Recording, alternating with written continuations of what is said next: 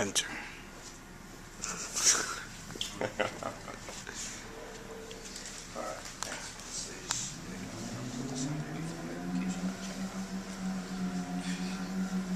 You started yet? We're going to need funding to get that one posted. Okay, so we're going to pick up where we left off. So we just finished working on the harp per se.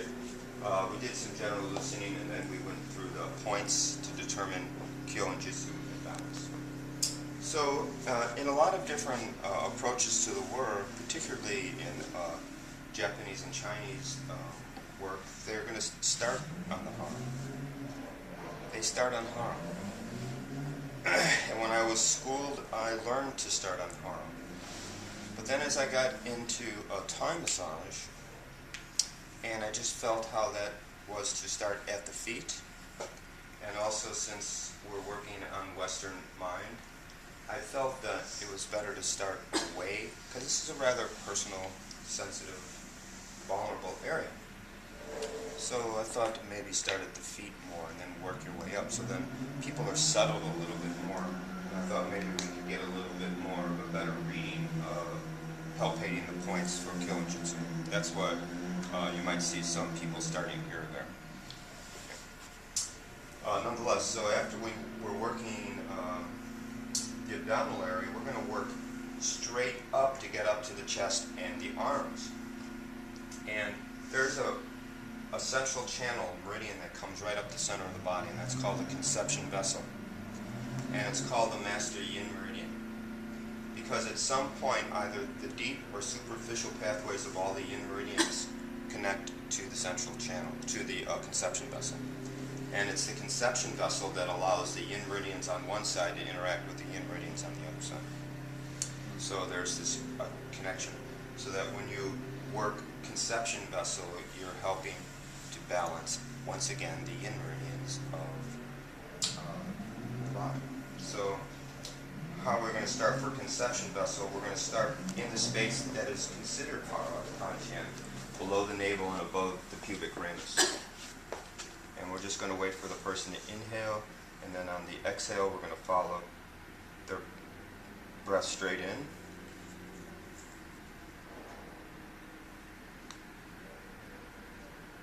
Just close your eyes and take a little deeper breath. That's good.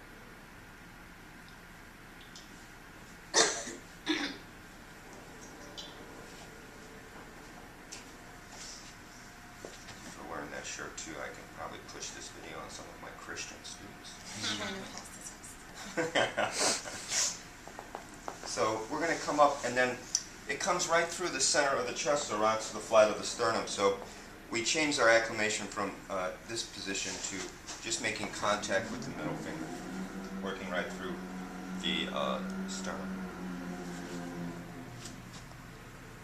And we're going to work to just at the head of the manubrium.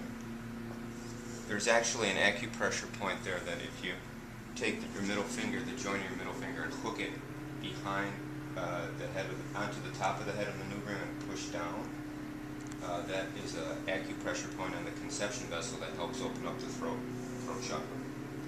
So it helps nerve-wise release the attachments of the scapulae too. So it creates a little space there. So after this, we're going to come and we're going to start compressing the arm for the yin meridians of the arm.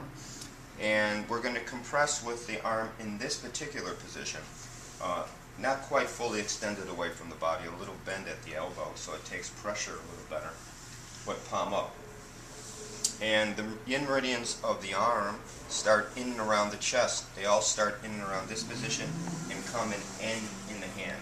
Just like in anatomical position, the yin meridians go up. So we're going to support the natural movement of the yin going up by compressing from where they begin and to where they end. So I'm just going to allow our hand to fit over the humerus. So that places the palm of your hand in the upper portion of pec minor and major, right in the soft tissue, and you can just lean in for nice compression.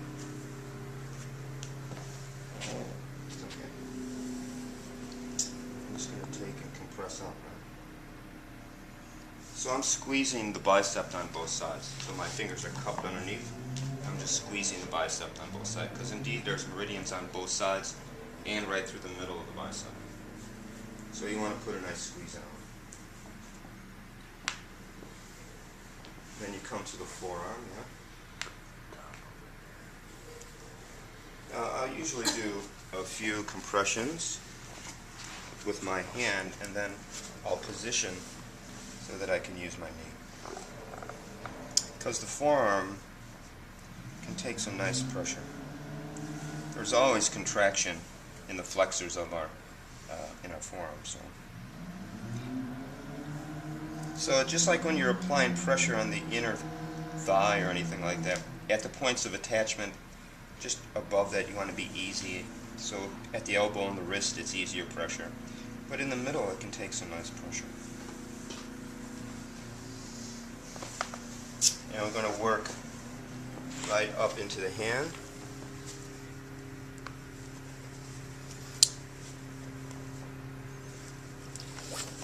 It's like 3D.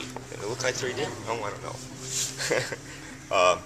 And just going to do general loosening of the hand.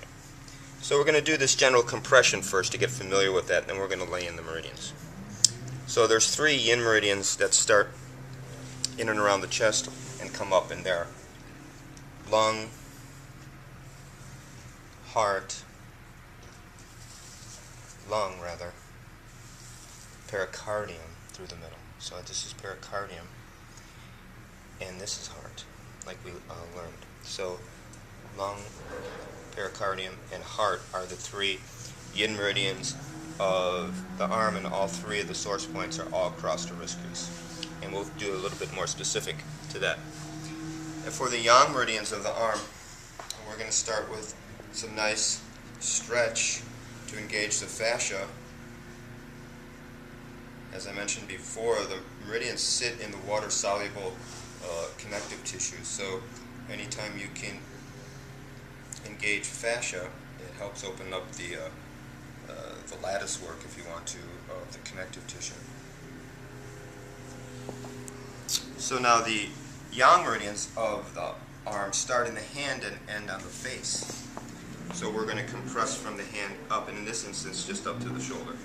So the premise of keeping the work in front of you and not working out of rotation always applies. So you want to position yourself in a way where you can utilize your body weight by leaning in and not compromising your breath and your body mechanics by working out of rotation or working with the work somewhere where you have to overextend in your lower back. You do not want that. You want to keep it in front of you.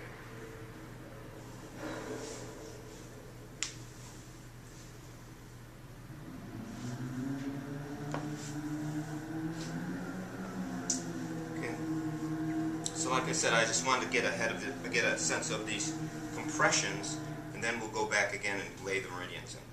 But as far as transitioning to the other arm, there's a couple of things you can do. You can do this one where you step across, and you do this motion, just sort of like, because it allows the arms to get stretched again, and it creates some space with the rib cage coming, the scapula coming off of the rib cage. And then you can just, let's try that. And then you can just transition to this side. You can work on this side. Yeah. Or, once you're done with this arm, the transition, also another nice one, is you can come and do an overhead stretch. It's very nice. And then you can transition to the other side. Okay? So, get together with a person, and I'll talk you through these movements. I'm just going to quick do this so she doesn't feel my hands.